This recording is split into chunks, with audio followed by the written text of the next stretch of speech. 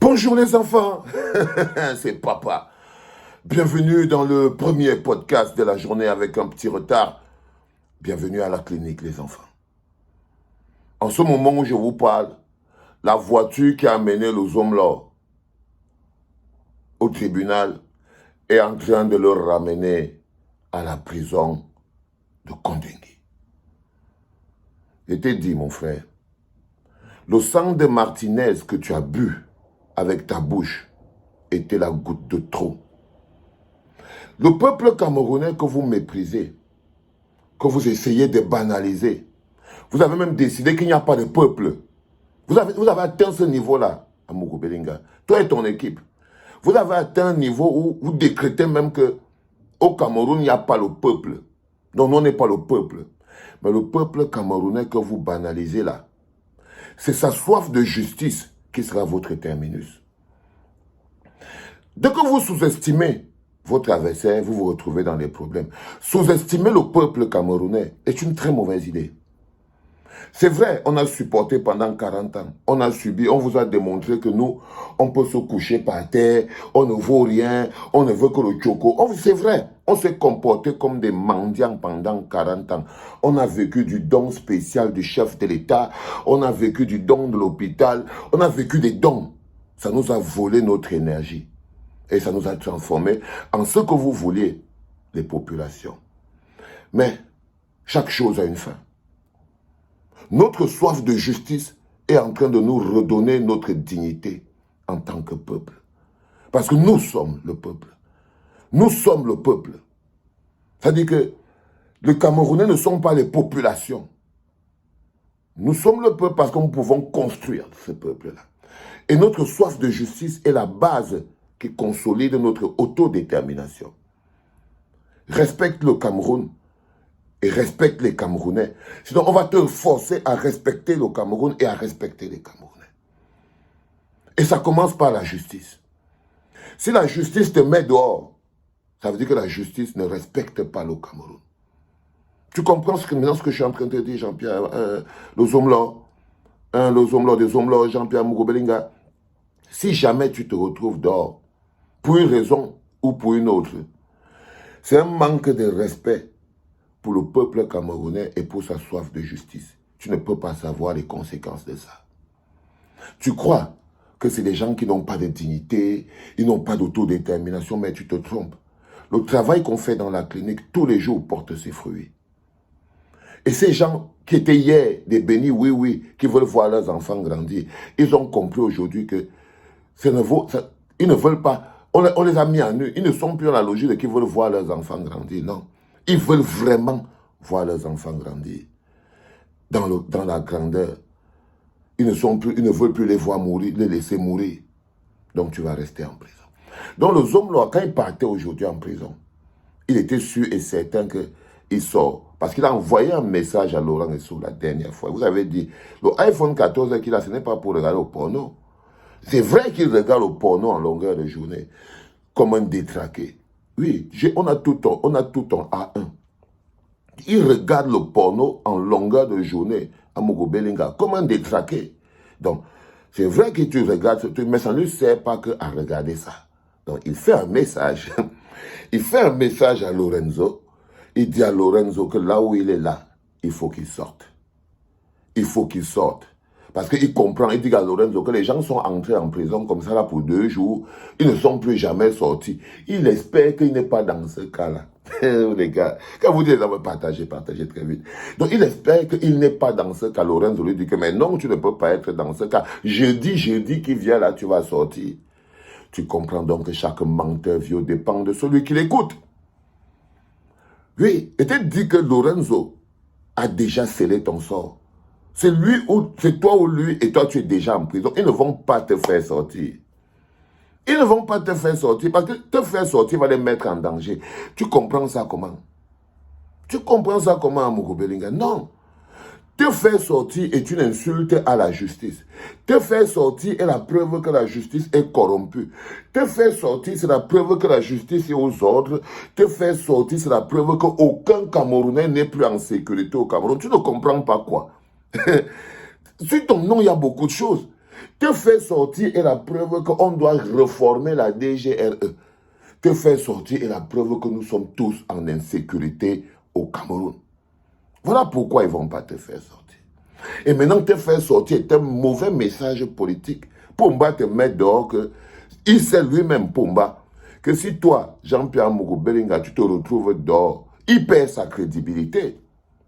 Oui, ça veut dire que les petites côtes qu'il a encore là, Pomba, s'il te met dehors, il sait que pour lui, c'est fini. Parce qu'il tient aussi le peuple avec ça. Ça veut dire que c'est la carotte, toi tu es la petite carotte que Pomba a fabriquée pour embrouiller le peuple avec. Donc c'est ton sang que le peuple goûte, goutte par goutte. Goutte par goutte, hermano mio. Donc même lui ne peut pas te faire sortir. Donc Lorenzo, chaque fois qu'il t'écrit que tu vas sortir, il te ment. Il te ment. Ouais, il faut aider le type ici. Il te ment. Qu'est-ce qu'il dit dans les hommes là? Il te raconte des histoires quand il te dit qu'il va sortir. Les enfants partagés. Partagés. Ce qu'on est en train de faire, c'est l'expression du peuple. Comment le peuple s'exprime pour demander sa justice. Et quand ça se passe à la clinique, c'est parce que tout le monde ne peut pas dire la même chose, mais tout le monde peut partager. Là, on est en train de construire l'idée d'un peuple. Donc, la seule chose que vous avez à faire, c'est partager. Et je vous ai expliqué qu'il y a 3 choses maintenant qu'on fait. On fait un like, on fait un partage, et on passe sur le PayPal pour faire un don. Vous croyez que c'est ça qui fait un peuple? La confiance. Ce qu'on met ensemble. C'est juste pour qu'on puisse construire quelque chose. Je vous dis, c'est un processus. And you have to trust the process. C'est qu'est-ce qu'on a en commun? Qu'est-ce qu'on a en commun, vous et moi? On a la clinique et on se bat pour que ça suive. Je fais des vidéos, vous partagez. Au maximum des likes. Qu'est-ce qu'on a en commun? On a un PayPal.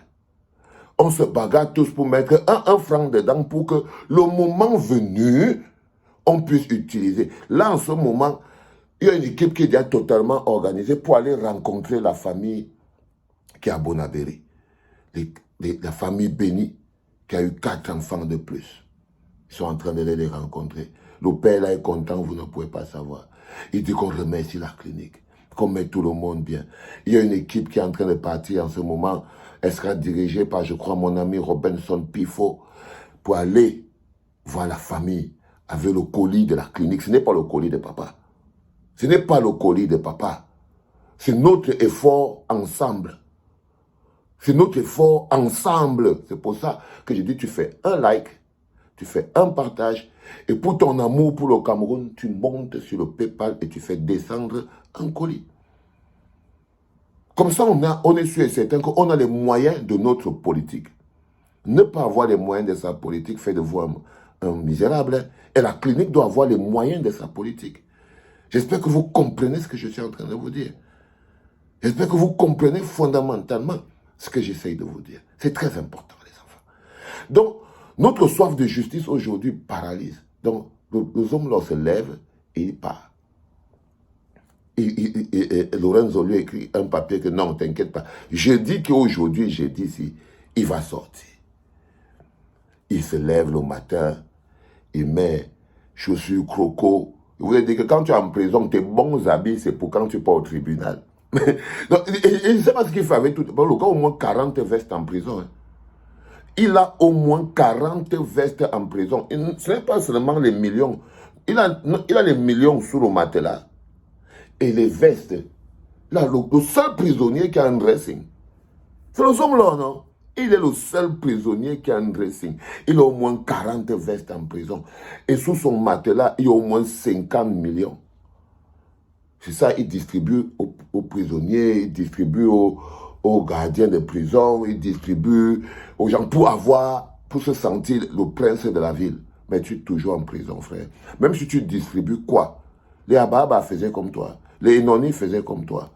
Quand ils sont arrivés, ils distribuaient l'argent pour s'en sortir. Mais au final, ça ne s'est pas passé comme ils imaginaient. Ils sont toujours là. Donc le gars finit de s'habiller bien, il prend un complet veste, il part au tribunal. Il était sûr, hein, il a écrit partout à Mélissa, non, prépare le lit, j'arrive, prépare-moi aussi le coq avec le sang sel, le sangage j'arrive. Il a dit, à Picoro, organiser la réunion à Vision Finance. Il était sûr et certain que le jeudi d'aujourd'hui va sortir. Il prend ses pieds, il part donc à la cour d'appel. À l'heure où vous écoutez ce podcast, la voiture qu'il a amenée à la cour, qu'il a amenée au tribunal, est en train de le ramener à la prison de Kondengui. Ils ont commencé la torture morale. Tu entends un homme me coupe. Ils ont commencé la torture morale. Tu vas faire comme ça au moins 100 tours. C'est-à-dire que Vamoulke a fait plus de 500 tours entre la prison et le tribunal. Mais il est toujours en prison. Quand tu as fabriqué la machine justicière qui ne respecte pas la justice, quand elle s'abat sur toi, comme dirait Claude Assira, tu bois l'eau et tu te calmes. Les enfants, c'était le premier podcast de la journée en direction des Mapan. C'était papa.